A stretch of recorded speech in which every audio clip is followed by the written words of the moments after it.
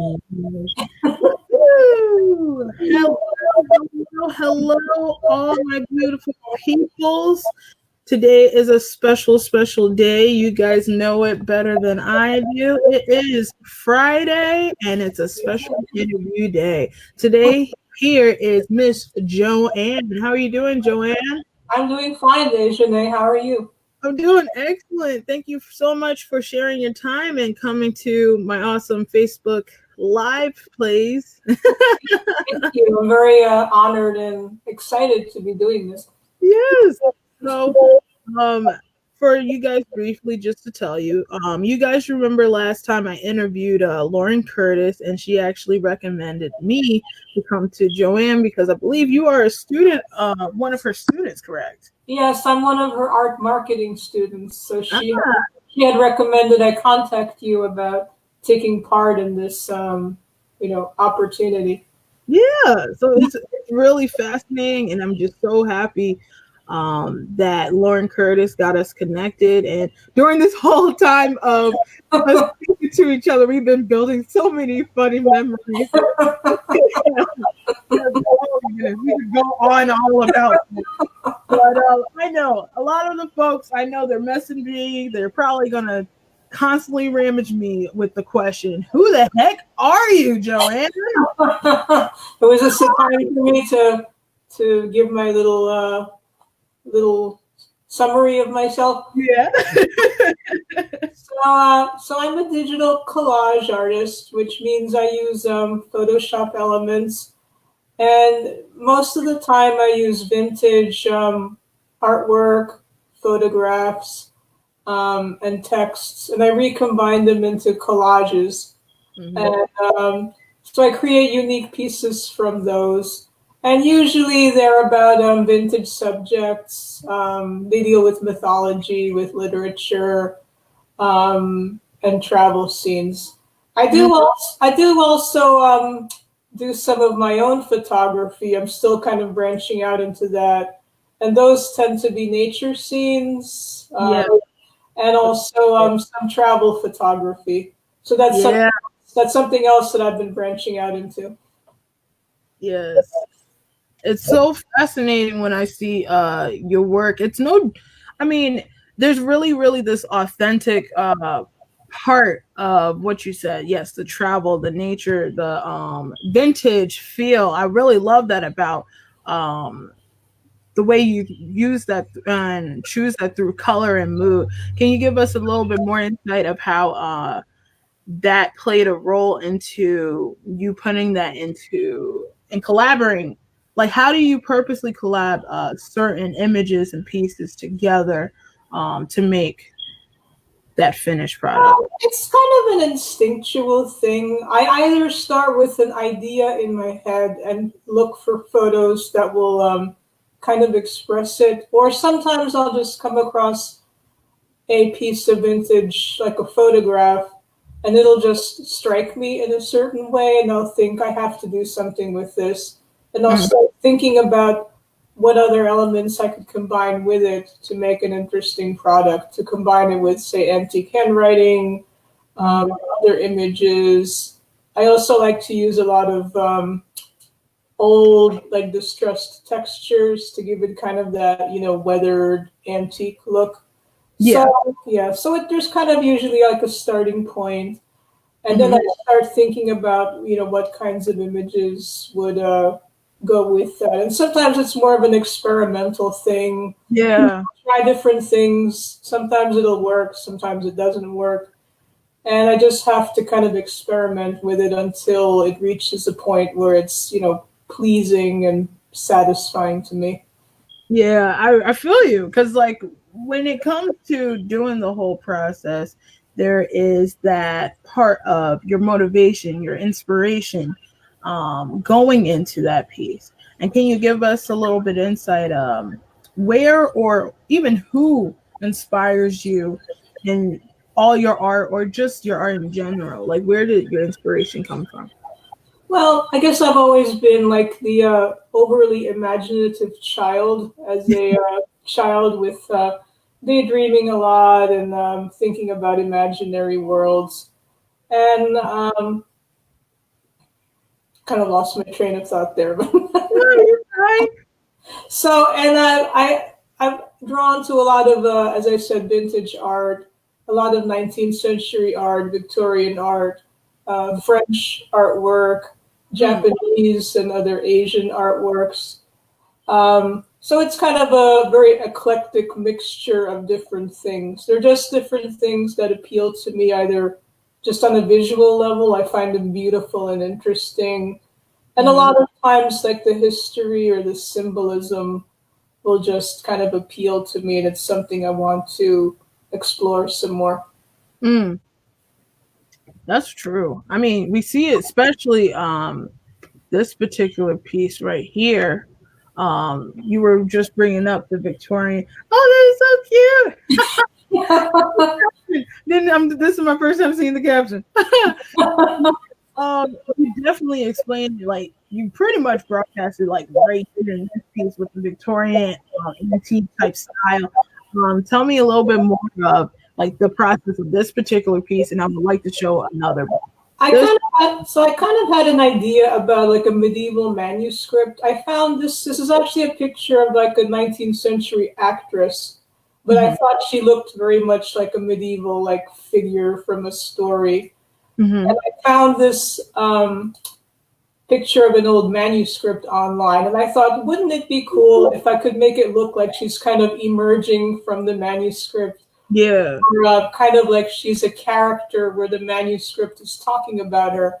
So I tried to kind of blend the picture of her along with I put this castle in the background. So I Mhm. wanted it to seem very much like you're kind of being immersed in this imaginary world about this figure from medieval history and kind of a legendary past. And I tried to make it very like mysterious and kind of like otherworldly, with trying to blend the different elements so that they look like they're all kind of a harmonious whole. Yeah. It's almost mythical in a sense. I'm It's really glad you gorgeous. like it. Yeah, it really is. It's really gorgeous, especially the way you positioned and knew how to put that emphasis onto her. There is a natural story to it, which makes me feel like you could have fooled me and just said that that was the image itself, you know. But for you to know how to put certain images together to really create this own story that you've seen in your eyes, it's really fascinating. Was the image itself like this of her? Was that already like her reddish? I know sometimes in past images it's usually black and white. It had a somewhat sepia tone. I kind of played with the lighting and the colors to enhance it, but Mm-hmm. I think it had sort of that sepia like antique tone to it. I did adjust it a bit to make everything kind of go together: the photo, the castle, the manuscript. Um, so I guess the short answer is it. I kind of played with it a bit to dramatically enhance the way that the colors and the lighting are. Wow. And then the you use like Photoshop type software because once again you're a digital artist. So you use that particular software to help do your art pieces, correct? Yes, it's Photoshop Elements, so it's sort of a not quite full blown Photoshop. It's sort of like light Photoshop. And Mm-hmm. so basically, instead of old school collage where you use scissors and glue to cut things out like you used to do in grade school, I digitally like cut out pieces of things, and I basically paste them together into new things. And then I apply like filters or textures and other things to try to make them blend into like a harmonious, pleasing whole. Gotcha. And how long did this particular piece take you? I can't remember. It kind of varies. Sometimes it can take a couple of hours. Sometimes I may work on it on and off for a couple of days. I've had things where I put them aside for weeks or months and then go back to them. I'm thinking it might have taken me maybe a chunk of a day or maybe a couple of days on and off too. Because sometimes I'll look at it and I'll think, well, it's not quite there. but I Yeah, don't know what it is. So I have to put it aside and kind of, come back to it later, and maybe I'll realize, it's missing this or it needs that. Sometimes in the moment, it's kind of hard. You can't really determine, what is that missing thing that it needs. got you. And that's very true because I don't. I used Photoshop before. I've like been on and off with it, not really like predominant. Mhm. I know it's very helpful of a site to help with actually yes, what you're doing, coloring, practically collaging, and then also adapting what you really want out of that image. And this is another style that can help with any artist of practically trying to convey, especially story. Because there's another one you have I truly love too, which I used on the poster. Um, this is one of your real images. Um, and can you give us a little bit more insight? This particular piece that you actually presented at persona.land. Yes, that's an online art space where Okay. you have exhibitions. So this is kind of in response to the whole coronavirus pandemic situation. I was Mhm. thinking about the mask theme, but I was kind of going in a more mystical direction. I was thinking about the mask as kind of a mystical protection, kind of like a protective artifact to like protect you in a time of disease and the threat to your health. And the man is a stock photo, but I combined him with that kind of texture that you see over the whole. Mhm. That's actually from an antique book about Arabic decorative arts. Mm. So I liked it because it was very ornate and it looked very exotic looking. Mhm. And I also applied some of it to his mask, and I applied some of the texture to him. It kind of looks like he has a halo emanating from his Yeah. head. He has like a mystical aura emanating from him. Yeah. I mean, when you look even closer and closer, uh, you can see it. Which, I mean, the photo is just phenomenal. It's almost like a crown, especially Mm. when this is placed to the head. Was that purpose? Did you purposely wanted it this way? I kind of played around with it. I was thinking, do I want it behind his head? Do I want it in front of his head? So that's kind of one of those experimental things where you try it one way and you're like, that doesn't work so good. So then you have to go and, try something else. So there's a lot of, you kind of have the idea. And then when you start putting it down, you think like, well, maybe I have to change this thing, or maybe I'll kind of have to tweak it. There's some adjustments when it goes from like your head to the paper Yeah, to the computer. yeah, and the like was. I wanted to make sure I got this correctly. You wanted to almost as if symbolizes the virus in this like beauty and a beast kind of way, because that's what I kind of get out of seeing the image itself. I want to Yeah, show. it's kind of like a mystical take. So it's Yeah, kind of like the mask as opposed to, something you just got to wear, to kind of more of a mystical, magical artifact. So that was kind of the idea that I was playing with. I also put those characters on the side because I thought that they looked mystical. They're actually Russian alphabet letters. oh, do you know what do they mean exactly? Those are just individual letters. I think one is a B and one is like a J sound, but I thought they looked, Mm, and I kind of, as opposed to having like people being able to read it, I just thought it would look kind of mystical and mysterious, and it kind of mm, went with the Arabic exotic decoration. So that's why I put those characters over there. That's brilliant. Oh, Seriously, well, this is brilliant. I really love the work. thank you. You're welcome. Yeah, I really do because, and that's why I wanted to choose this for your poster because it's technically in today's time period. This whole crisis that practically Um, it's like, I don't know for you, but for me, it was a issue that almost kind of like destroyed us, but also built us. Like, because remember, I told you originally too how this time of being practically at home so much forced us even more to, as artists, to get more creative. And I would like to learn a little bit more. How did you use your art through the whole process of the pandemic and such? Because I know this was a lot. It gave me a lot more time, at least in the beginning when things were kind of, getting settled to work on my artwork, since I do have a full-time real job. So sometimes it's a little hard to actually work on your artwork when you have a full-time job. So I had more time to work on my art.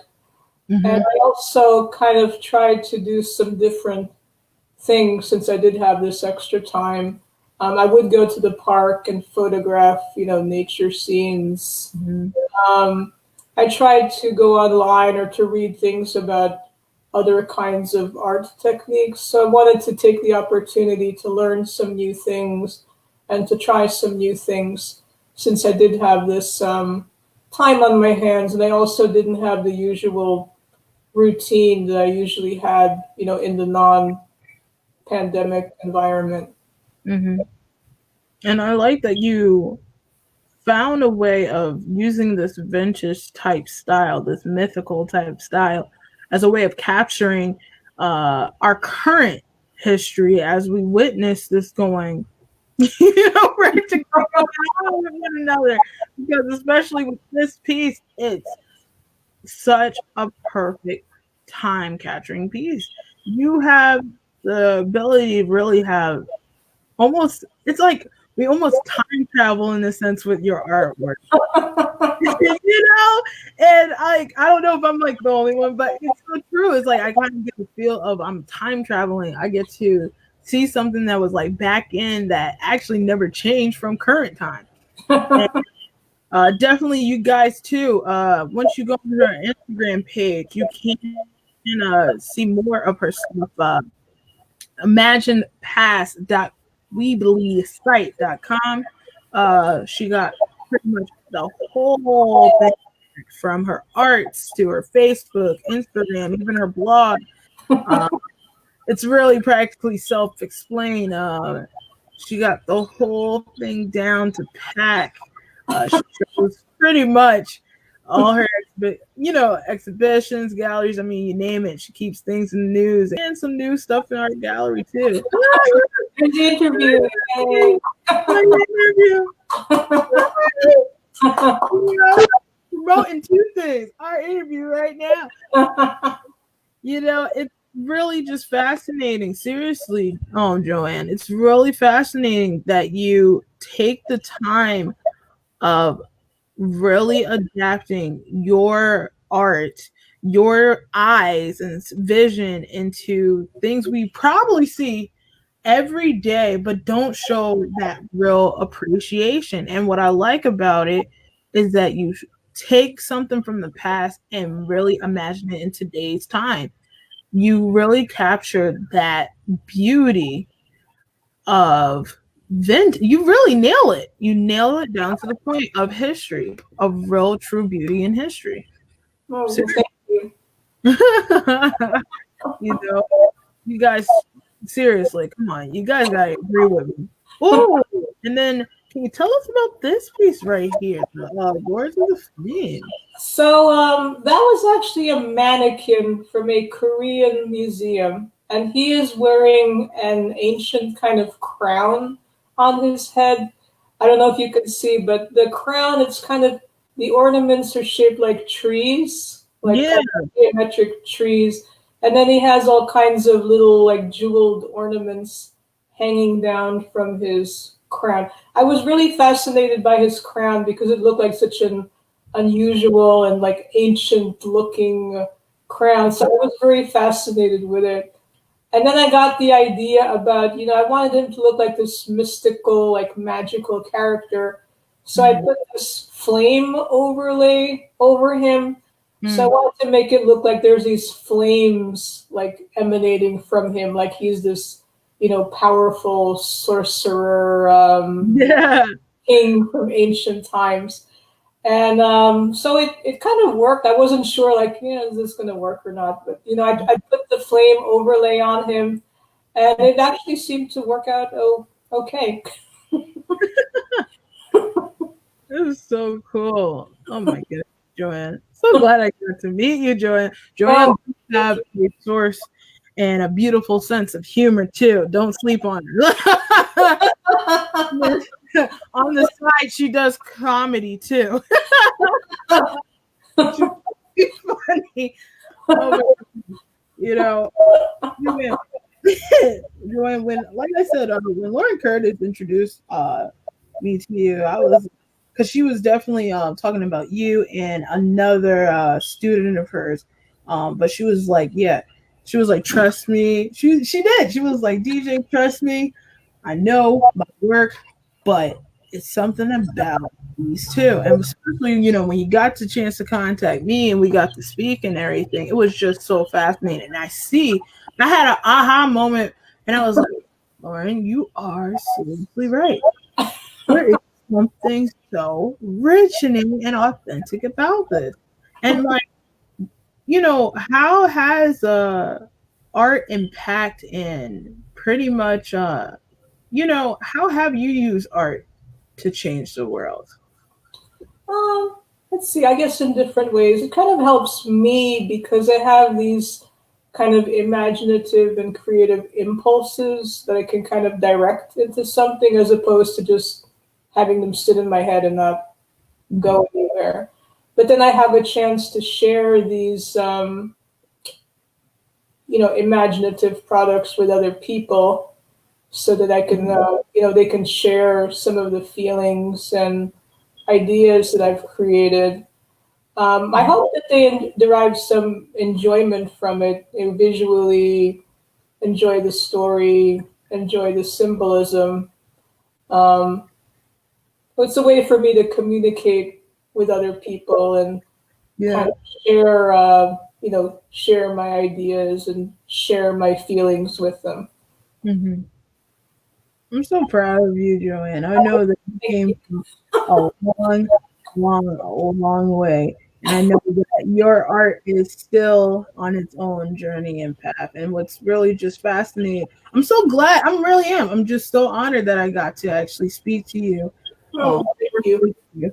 Seriously, because there is so much about you that you are just like enlightening, empowering. And it's just brilliant that especially this is like the new modern art. Digital art is new modern art for the common person. And not trying to put age to it, but it is something fascinating because a lot of people pretty much in your age group is not really that quick to prone into Photoshop. But you nail, like, you seriously do. You nailed it so good that you can literally fool folks, making people think that these are real, like, authentic, just pieces that you probably found in the 18th centuries. Yeah, and it's like crazy because like a lot of people really wouldn't think that way. Ooh, wow. Oh, that. Yeah, so that's Billie Holiday, and I wanted to create kind of a, vintage style image of her in New York. Wow. And You. I think I have one of Josephine Baker up also. Of Josephine Baker. There she Yeah, is. oh my gosh. In Paris. I love this picture. She looks so glamorous and elegant in this picture. Yes. It looks like you. It looks seriously. Oh, do you guys not know who I'm interviewing right now? You guys are sleeping on I was trying to get that like 1940s, 1950s yeah. classic glamour European look. So the Paris picture was in color, but I kind of made it look sepia to match Yes. her picture, so kind of gelled together in a whole. And Oh, in the quote, she's saying, "I have two loves, my country and Paris."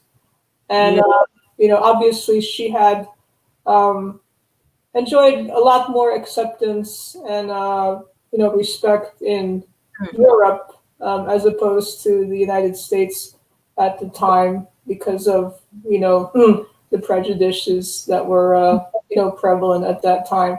Yes.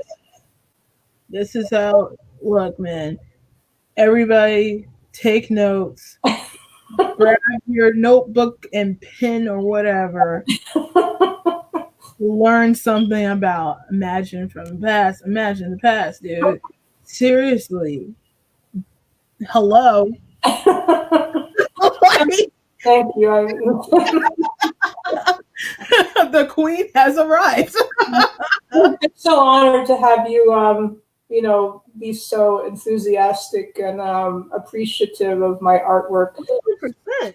Sometimes I just feel like, the little dorky kid sitting in the room, like playing with their computer, and I wonder, like, is anybody interested in this other than me? I don't know.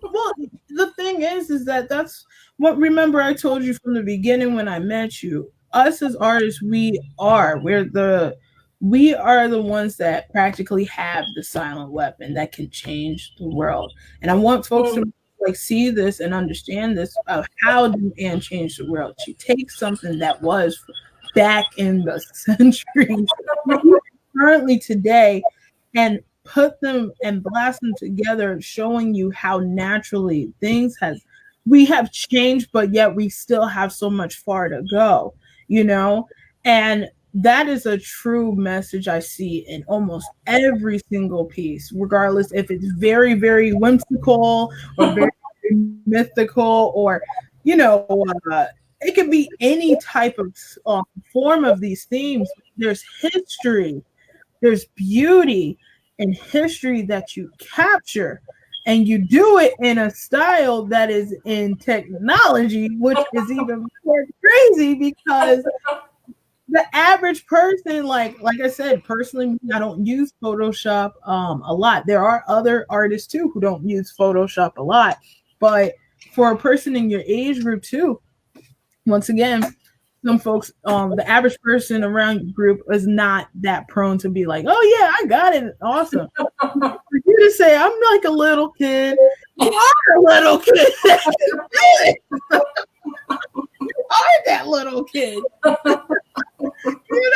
Like, hello, that's you right there. You're changing the world and you're changing the game with taking back technology and saying, hey, this is what I can actually do to this, and I'm so proud of you of how you've been able to get in your work more out there. And you recently did a couple of exhibitions during this time period, correct? Too? Yeah, I had most of them have been online. Obviously, I have the one now at the Persona Land. That's an online gallery. Got you. And what else do I have? I have some things up on websites like the city of Highland Park has a virtual gallery, so I have a picture there. I'm actually going to be taking part in a real life show in Bound Brook starting this Sunday. Oh, I know which one you're talking about. The Hamilton Street Gallery? Yeah. So they're going to have it in person, and then they're also going to have it online. So it's kind of like a dual format exhibition. And the theme is sanctuary, about also dealing with the pandemic. Like, what is your sanctuary during this, uncertain time of the pandemic? Got you. Oh, wow. Seriously, congratulations on landing into the exhibition. Look at the humor coming out. She's like, I'm not worthy. Thank you so much, Joann. I truly appreciate it. I truly appreciate you coming to this special interview. Once again, it's the awesome Joann Tell. Thank you very much. I'm really honored by your interest and your, enthusiasm and, sharing my work with other people and trying to, increase awareness of my artwork. I'm really, flattered that you would, give me this opportunity. 100%, and I definitely can't wait. And, futurely speaking, we'll see each other again, of course. You know, but all things will work again, and we'll see each other again. Trust me, especially since we're connected through Lynn Curtis. Oh yeah, we're gonna see each other again. Thank you guys so much for tuning in to another special interview with beautiful Joann right here. You guys know my saying, we're going to love one another. We're going to hug one another safely, virtually, and most importantly, spiritually. And least but not all, do something different. Do some digital art together because, that is some awesome, dope stuff. Also, just real quick, don't want to forget if you are interested of following her Instagram page, please follow her right here. This is her awesome Instagram page, Imagined Past, as well as you can hit the link right over here and it will put you straight to seeing her page. Okay. Thank you guys so much for staying tuned. Once again, next week, Friday, we'll be having another special guest coming on too. You'll get some more insight off of that on my special Wednesdays of art classes. And thank you guys so much for your time. Thank you again, Joann, so much for your Thank time. you, Dejane. Yeah. All righty. Okay, Bye. bye.